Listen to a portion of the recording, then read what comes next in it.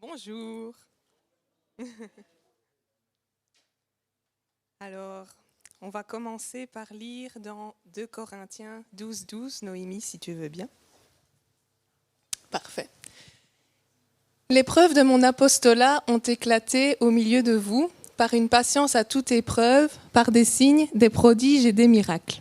C'est l'apôtre Paul qui parle ici. Qui a envie de voir ce genre de choses se produire et d'être l'instrument de Dieu pour cela? J'ai pas trop l'impression d'être dans une église charismatique, là. J'ai vu 2 mains se lever. Je me suis peut-être trompée d'endroit. Mais je pense qu'on a tous envie de voir ce genre de choses arriver. Mais qui est aussi prêt à faire ce qu'il faut pour voir ça arriver? Qui est prêt à se donner à Dieu à 100%?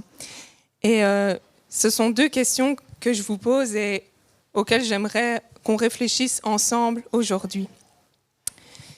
Parce que je pense qu'il y a vraiment un appel pressant de Dieu à se mettre à part et à se consacrer pour lui.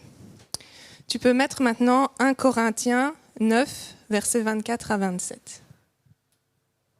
Ne savez-vous pas que ceux qui courent dans le stade courent tous, mais qu'un seul remporte le prix? Courez de manière à le remporter. Tous ceux qui combattent s'imposent toute espèce d'abstinence, et ils le font pour obtenir une couronne corruptible. Mais nous, faisons-le pour une couronne incorruptible. Moi donc, je cours, non pas comme à l'aventure, je frappe, non pas comme battant l'air. Mais je traite durement mon corps et je le tiens assujetti, de peur d'être moi-même désapprouvé après avoir prêché aux autres. Se mettre à part et se consacrer pour Dieu, c'est vraiment une discipline. C'est ce que l'apôtre Paul dit ici. Quand les athlètes travaillent, ils font certains sacrifices. Ils s'imposent un certain régime alimentaire et ils consacrent beaucoup de temps aussi à s'entraîner. Nous-mêmes, quand on veut réaliser un projet, on met de l'argent de côté et on investit du temps là-dedans. Voilà. Moi, quand j'étais aux études aussi, il y avait une certaine discipline à avoir. Voilà, ça demande beaucoup de travail, on y consacre du temps. Et c'est pas en étant à moitié investi dans ce qu'on fait qu'on a du succès. Et dans le royaume de Dieu, c'est la même chose. Dans le monde spirituel, c'est la même chose.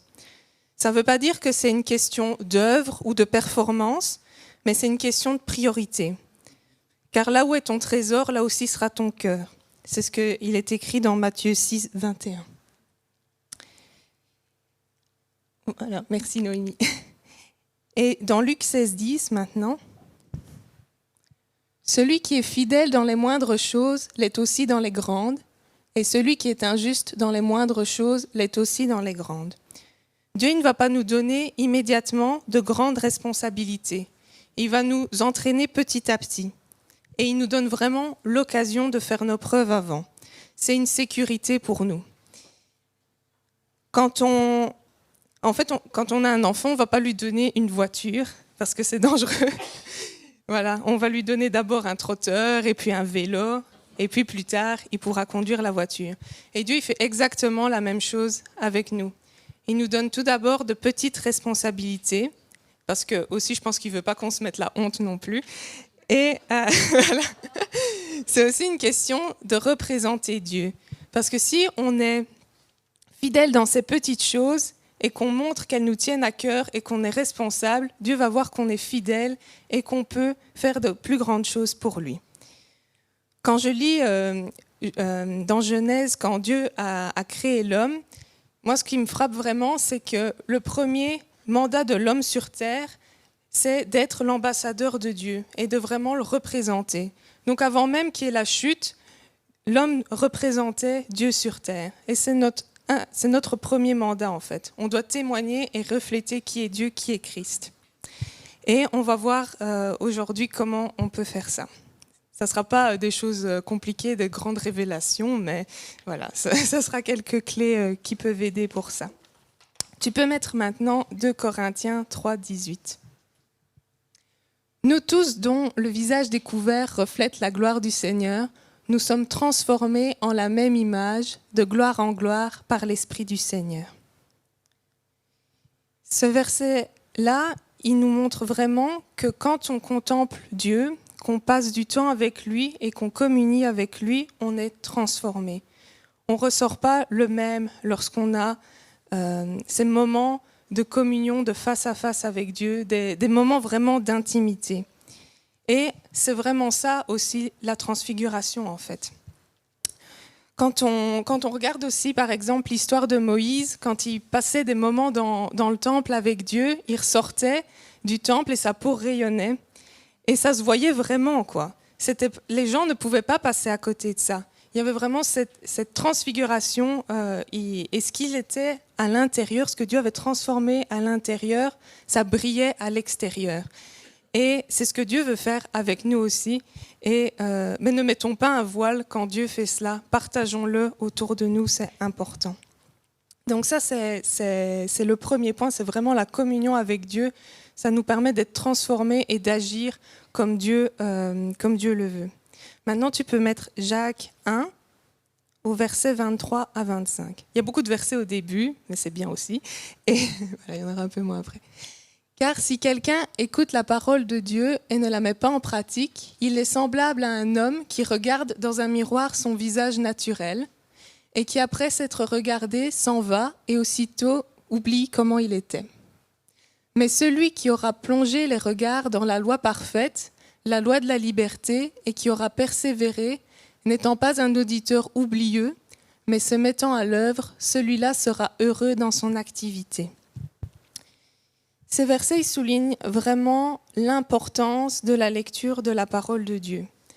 C'est quelque chose qu'on sait tous en théorie, mais c'est vraiment un pilier en fait de la vie chrétienne, la lecture de la parole. C'est quelque chose qui n'est absolument pas à négliger, parce que par la lecture de la parole, Dieu nous donne vraiment les armes pour faire face aux circonstances quotidiennes. Et c'est pas seulement lire la Bible, mais c'est aussi vraiment l'appliquer. Et j'ai envie de dire aussi la savourer. Et quand je vous dis ça, j'en salive, honnêtement, parce qu'il y a vraiment quelque chose de bon dans la parole de Dieu, quelque chose d'appétissant. Et il faut vraiment l'absorber et la digérer. Et par ailleurs, dans le psaume 119 au verset 103, il y a ce principe-là, que tes paroles sont douces à mon palais, plus que le miel à ma bouche. Et j'aime beaucoup le psaume 119. Quand j'étais petite et que je le lisais, je me disais, oh que c'est long. mais maintenant, je trouve qu'il y a vraiment tellement de belles choses dedans et je vous invite à le lire et à le méditer parce que c'est vraiment toute la saveur de la parole de Dieu qu'il y a dedans et que Dieu nous partage aussi. Et il y a vraiment des pépites dans ce psaume-là. Donc voilà, premier principe, communion. Deuxième principe, la prière. Et le troisième, la lecture de la parole, pardon, je saute des étapes. Et le troisième principe, on va voir dans 1 Thessaloniciens 5, versets 16 à 17. Soyez toujours joyeux, priez sans cesse. Voilà, c'est clair et net. Et aussi, ce même principe dans Éphésiens 6, 18. Faites en tout temps par l'Esprit toutes sortes de prières et de supplications, veillez à cela avec une entière persévérance et priez pour tous les saints. Donc il y a ces deux passages-là qui nous exhortent vraiment à mener une vie de prière en tout temps. Et dans Thessaloniciens, il est même mis juste avant, soyez toujours joyeux. Donc il y a une joie qui s'accompagne avec la vie de prière. Et vraiment, moi, j'en ai fait l'expérience, quand on prie par le Saint-Esprit, on expérimente une joie vraiment incroyable, enfin une joie surnaturelle. Et donc, il y a vraiment cette exhortation à prier tout le temps. Et donc, tous ces principes-là, ça signifie être connecté avec Dieu 24 heures sur 24. Mais voilà, on peut se dire, comment est-ce qu'on peut faire ça ? Comment est-ce qu'on peut prier 24 heures sur 24 aussi ? Mais ce n'est pas seulement en demandant à Dieu des choses dont on a besoin, même s'il n'y a rien de mal à demander à Dieu qu'il pourvoie à nos besoins, mais c'est avant tout en ayant un cœur reconnaissant. Parce que Dieu, il aime vraiment les cœurs reconnaissants et il y prend plaisir. Voilà, j'aimerais partager quelque chose avec vous pour vous illustrer ça. Avant, quand il y avait quelque chose de pas bien qui arrivait dans ma vie, quand les circonstances étaient mauvaises, je pouvais me morfondre complètement. Il y avait même une période de ma vie, surtout quand j'étais adolescente, pour moi c'était la fin de ma vie en fait. Il y aurait jamais rien qui s'améliorerait dans ma vie. Et j'ai envie d'encourager quelqu'un, voilà, je sais pas qui, mais si tu es dans cette période difficile qu'est l'adolescence ou même plus tard et que tu as l'impression que les circonstances de ta vie ne vont jamais changer et ne vont pas s'améliorer, je peux te dire que c'est faux. Parce que voilà, quand j'avais 17 ans, je pensais que c'était la fin de ma vie et après, les circonstances de ma vie n'ont fait que s'améliorer. Et j'ai remarqué que Dieu me bénissait et que toutes ces pensées que j'avais dans ma tête, que ma vie ne s'améliorerait pas, que je ne valais rien, eh bien, c'était des mensonges de l'ennemi. Et c'est vrai que voilà, c'est un peu dans ma personnalité de toujours un peu me laisser aller à cause de mes émotions. Mais au bout d'un moment, il y a le Saint-Esprit qui est en moi et qui me pousse vraiment à aller de l'avant. Et c'est vraiment, il m'insuffle sa vie et je le vis vraiment comme une résurrection que le Saint-Esprit fait en moi au niveau émotionnel ou psychologique. Et ce qu'il a fait pour moi, il peut le faire pour vous aussi. Voilà. Et c'est vraiment mourir à soi-même pour être libre. Et c'est par l'action du Saint-Esprit. Et je voudrais faire ici un peu une parenthèse sur les mensonges de l'ennemi dans notre vie, parce que je pense qu'on est beaucoup à accepter les mensonges que l'ennemi a fait sur notre vie et ce qu'il nous dit, parfois depuis qu'on est tout petit ou même par après. Donc, on ne doit pas les porter, ces mensonges de l'ennemi, comme un manteau, parce que ce n'est pas l'habit dont Christ veut nous revêtir. Tu peux mettre Éphésiens au chapitre 4, versets 20 à 27. « Mais vous, ce n'est pas ainsi que vous avez appris Christ, si du moins vous l'avez entendu, et si, conformément à la vérité qui est en Jésus, c'est en lui que vous avez été instruits à vous dépouiller. Par rapport à votre vie passée, du vieil homme qui se corrompt par les convoitises trompeuses, à être renouvelé dans l'esprit de votre intelligence, et à revêtir l'homme nouveau, créé selon Dieu dans une justice et une sainteté que produit la vérité. C'est pourquoi renoncez aux mensonges et que chacun de vous parle selon la vérité à son prochain, car nous sommes membres les uns des autres. Si vous vous mettez en colère, ne péchez point et que le soleil ne se couche pas sur votre colère et ne donnez pas accès au diable. » Donc je sais bien que ce passage, il parle vraiment de ne plus se laisser aller au péché qu'on avait l'habitude de faire, etc. Mais j'ai envie d'aller un peu plus loin dans l'interprétation de ce passage. Il y a plusieurs points qui sont vraiment importants ici. C'est qu'on peut, par exemple, à cause de mensonges, avoir des étiquettes sur nous qui sont portées, qui sont dues soit à ce qu'on a pensé de nous-mêmes, soit à ce que les autres ont dit de nous, ou à ce que le diable nous insuffle. Et à cause de ces mensonges et de ces étiquettes, on est poussé en fait à agir d'une certaine façon parce qu'on croit ces mensonges. Je vais donner quelques exemples.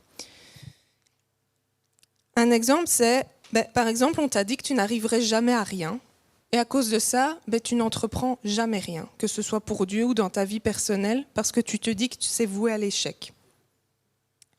Un autre exemple, c'est, soit on t'a dit que tu étais une femme facile, ou on t'a dit que personne ne t'aimerait jamais, alors la première personne qui arrive, tu te laisses séduire par elle, parce que ça te valorise. Tu as l'impression d'être pauvre, et donc, quand le Seigneur te demande d'agir avec générosité, tu n'oses pas le faire parce que tu as peur de manquer. Ou alors un autre mensonge, c'est les autres, ils sont tous mauvais et méchants. Et donc tu t'isoles pour te protéger. Tu es peureux. Donc, à cause de ça, tu ne sors jamais de ta zone de confort. Tu te sens coupable. Donc tu ne t'approches jamais de Dieu. Tu as toujours été comme ça. Donc, tu ne saurais pas changer. Ou alors, tu as toujours vécu cette situation et donc elle ne changera jamais.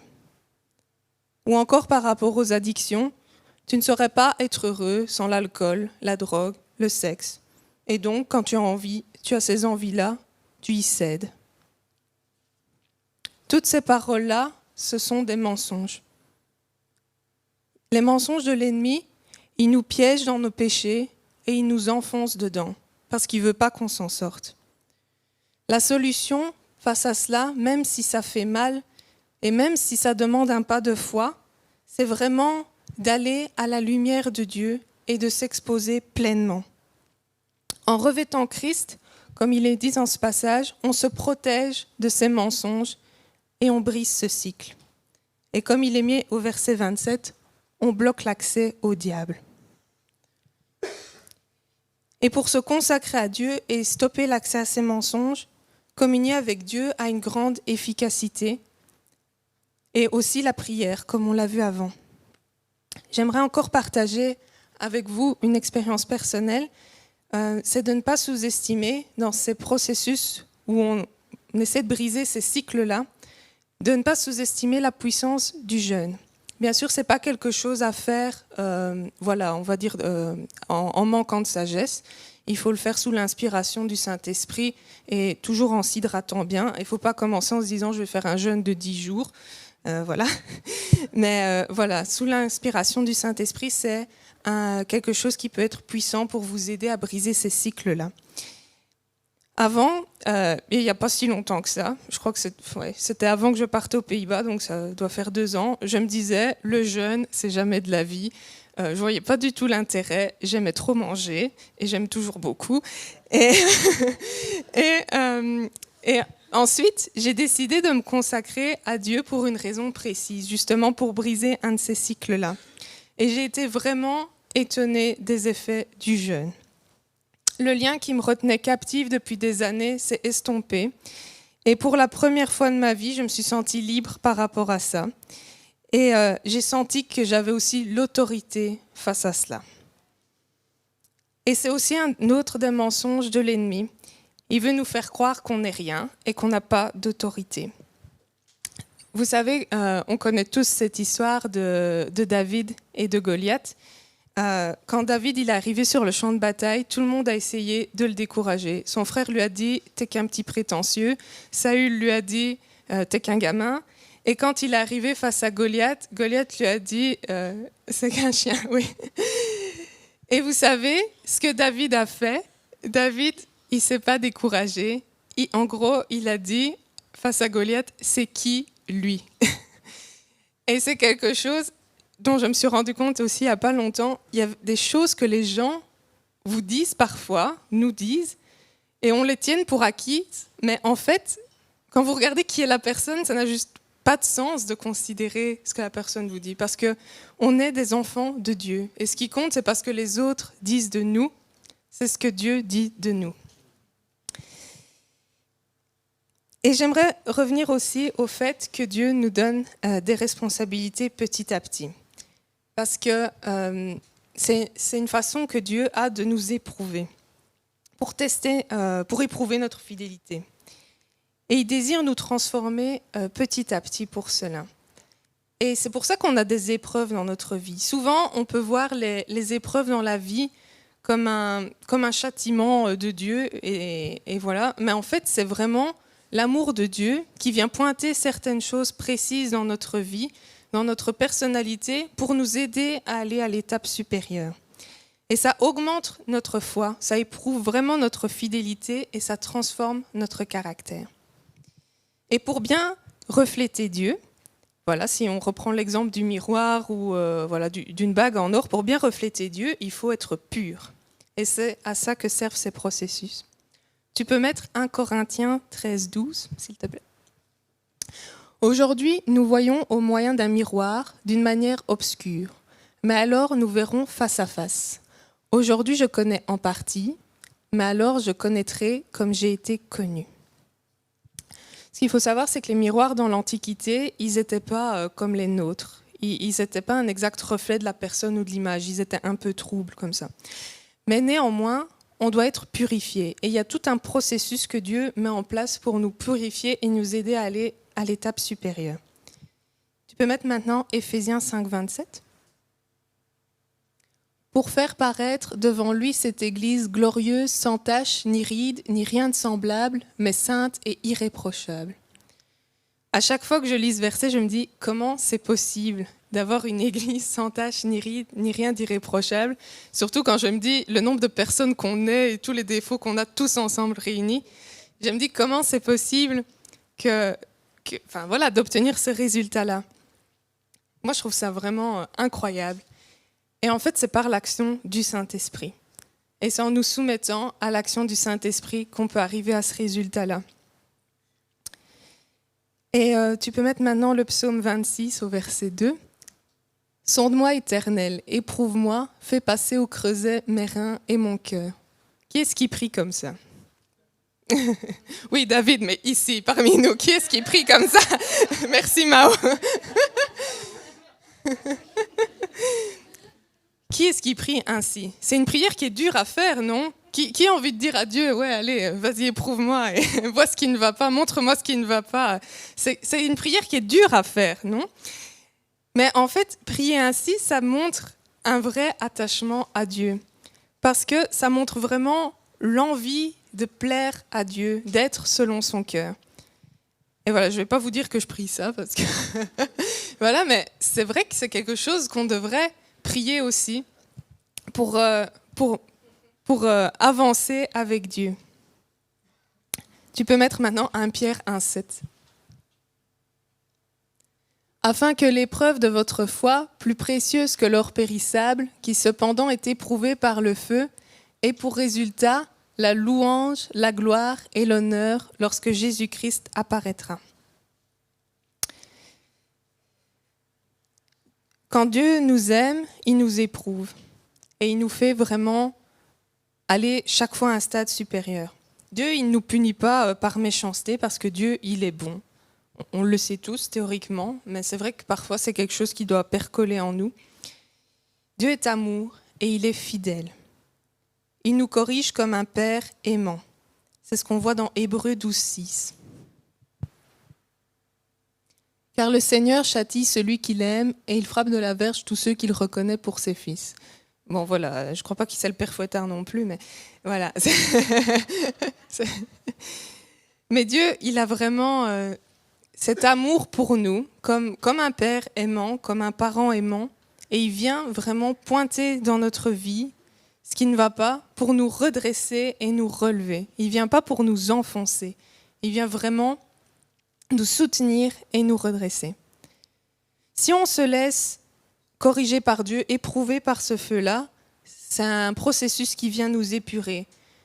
Mais si on ne se soumet pas à Dieu et qu'on lui résiste définitivement, j'ai envie de dire, en fait, c'est un feu qui vient brûler l'ivraie. Et voilà, il y a aussi, quand Jésus il parle dans l'un des évangiles, il dit que si ton œil est pour toi une occasion de chute, de le prendre et de t'en débarrasser. C'est vraiment une perte pour quelque chose de mieux, parce qu'il dit, sinon, c'est tout ton corps entier qui périt. Et donc, laissons-nous vraiment travailler par Dieu, comme cet objet précieux, cet or précieux, pour aller plus loin avec lui. Tu peux mettre maintenant Hébreux 5,8. Bien qu'il soit fils, donc on parle de Jésus ici, il a appris l'obéissance par les choses qu'il a souffertes. Ça, c'est un verset qui m'encourage beaucoup, parce que je me dis que Jésus aussi, il a souffert et il a vécu des choses difficiles. Si Jésus, il a appris l'obéissance en souffrant, nous d'autant plus. Et ça doit être un encouragement, parce que Jésus, il a été humain et il a su passer à travers ces différentes étapes. Et Dieu nous donne la force aussi de passer à travers ce processus-là.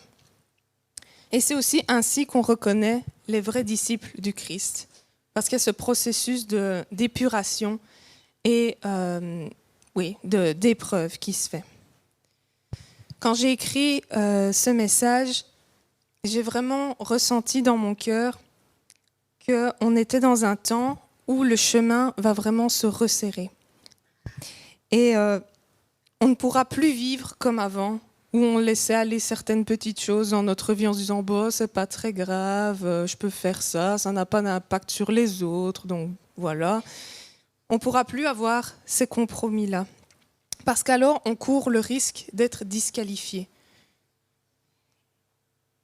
Dieu, il veut des gens qui vivent pour lui et à 100%. Des gens qui se donnent à lui à 100%, qui sont fidèles. Et c'est pour ça que Dieu nous éprouve.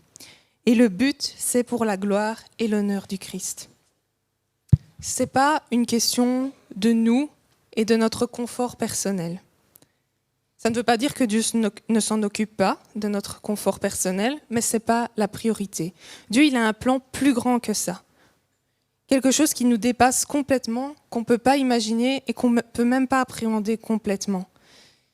Et c'est pour ce plan que on a notre rôle dans ce plan et Dieu vient nous aider dans ce processus pour sa gloire.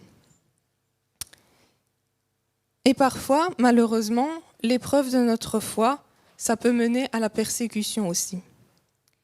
Tu peux mettre Apocalypse 2:10. Ne crains pas ce que tu vas souffrir. Voici, le diable jettera quelques-uns d'entre vous en prison, afin que vous soyez éprouvés, et vous aurez une tribulation de 10 jours. Sois fidèle jusqu'à la mort, et je te donnerai la couronne de vie. Alors moi, je n'ai pas fait de grec, j'ai fait des études scientifiques, mais je me suis renseignée quand même. Et éprouvé, ça vient du grec perazzo. Et ça, c'est vraiment un test qui est conçu pour mettre en exergue toute imperfection. Donc l'objectif ici, dans ce verset-ci, c'est vraiment de mettre en lumière tout ce qui ne va pas pour le corriger. Et à la fin, ça démontre la fidélité, l'attachement à Dieu et l'authenticité de la foi de cette Église-là. Et comme vous le voyez dans ce verset-ci, Dieu, en fait, il a prévenu son Église. Il ne l'a pas lâchée comme ça dans la fosse aux lions en disant « débrouille-toi toute seule ». Non. Dieu, il nous prépare à des temps comme cela. Et je pense que nous aussi, on doit se préparer à des temps comme ça, même si ça a l'air improbable pour l'instant. Mais Dieu nous prévient suffisamment à l'avance pour qu'on puisse se préparer et ne pas être pris au dépourvu. Vous savez, moi, des fois, je me mets dans ma tête, je me fais des mises en situation comme ça et je me prépare psychologiquement à l'éventualité que ça puisse arriver pour que, si jamais ça arrive, je sache quoi faire et je ne sois pas prise au dépourvu. Eh bien, Dieu nous prépare aussi comme ça.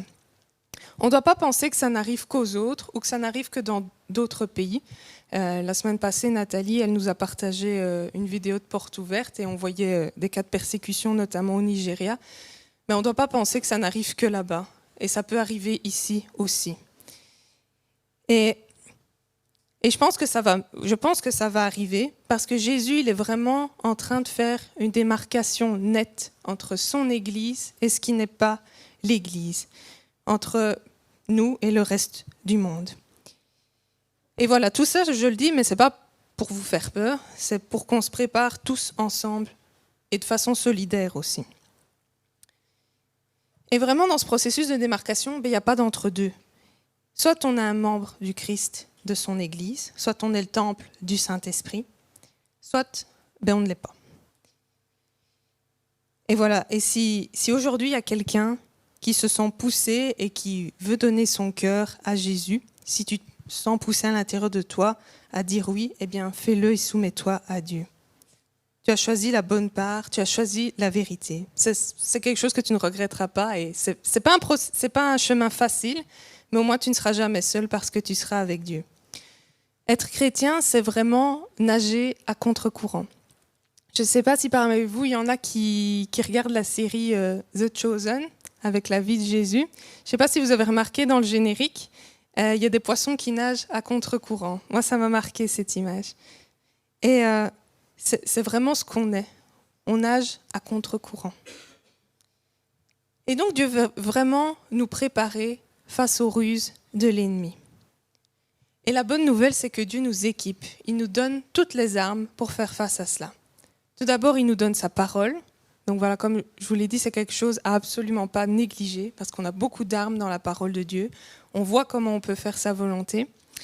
Il nous parle aussi par son Saint-Esprit, et c'est en lisant la parole aussi qu'on peut s'entraîner à reconnaître la voix du Saint-Esprit.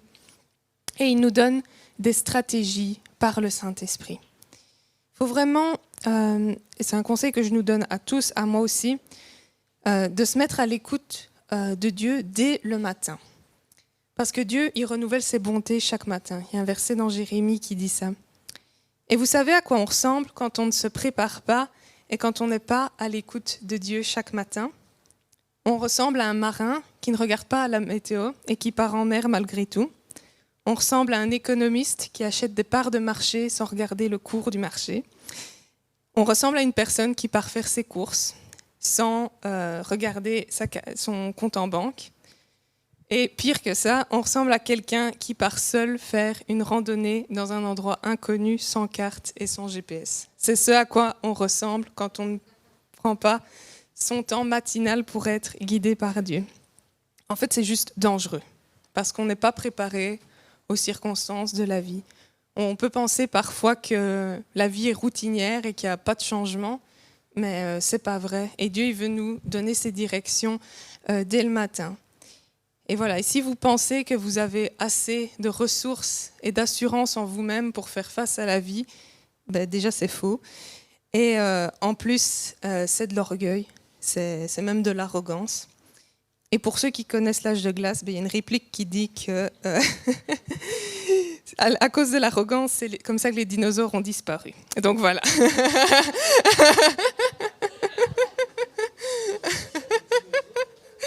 Donc voilà, si vous ne voulez pas disparaître.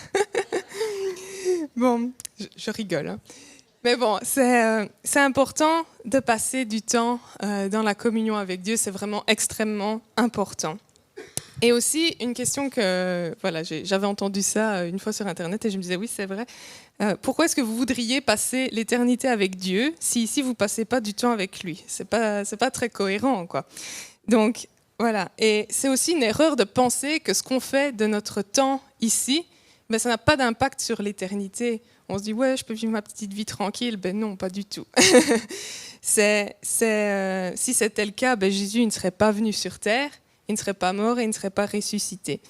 Et il ne nous demanderait pas de faire un choix ici et maintenant ou, voilà, sur notre vie éternelle, et il n'y aurait pas de jugement. Donc c'est pourquoi... vivons vraiment notre vie sur terre comme si nous allions passer l'éternité avec Dieu et en considérant que chacun de nos actes ici a un impact sur notre vie éternelle aussi. Et donc tout ça, ça passe par les différentes clés que j'ai données aujourd'hui. La communion avec Dieu, la prière, la lecture de la Bible, rendre gloire à Dieu par une vie sans compromis pour lui, et aussi servir Dieu. Voilà, ça je ne développe pas aujourd'hui, mais je pense que voilà, on a déjà eu beaucoup de messages sur le fait de servir Dieu. Et donc tout ça, c'est vraiment aimer Dieu. Et c'est en étant éprouvé ainsi et en vivant sans compromis que l'on pourra voir la gloire de Dieu dans toute son expression. Tu peux mettre Marc au chapitre 16, versets 15 à 19. Puis il leur dit, allez par tout le monde et prêchez la bonne nouvelle à toute la création. Celui qui croira et qui sera baptisé sera sauvé, mais celui qui ne croira pas sera condamné. Voici les miracles qui accompagneront ceux qui auront cru. En mon nom, ils chasseront les démons et ils parleront de nouvelles langues. Ils saisiront des serpents, s'ils boivent quelques breuvages mortels, il ne leur fera point de mal, ils imposeront les mains aux malades et les malades seront guéris. C'est vraiment ce que Jésus dit ici. Que, en fait, cette vie de miracle et de dons spirituels, c'est un peu le quotidien et la norme du chrétien, du disciple. Et c'est ainsi que des âmes seront touchées par Dieu et que des personnes viendront donner leur vie à Jésus.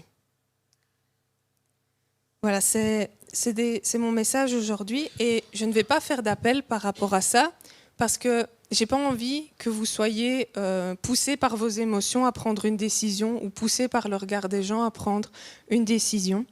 Mais s'il y a quelque chose qui vous a touché, si Dieu a pointé quelque chose du doigt, passez du temps dans la prière avec lui, parlez-en avec lui et ne laissez pas tomber ce que vous avez reçu aujourd'hui.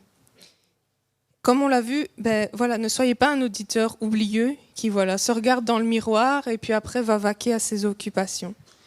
Et comme c'est écrit dans Jacques 1, si vous manquez de sagesse, si on manque de sagesse, demandons à Dieu tout simplement, parce que Dieu vient nous aider dans ces moments-là.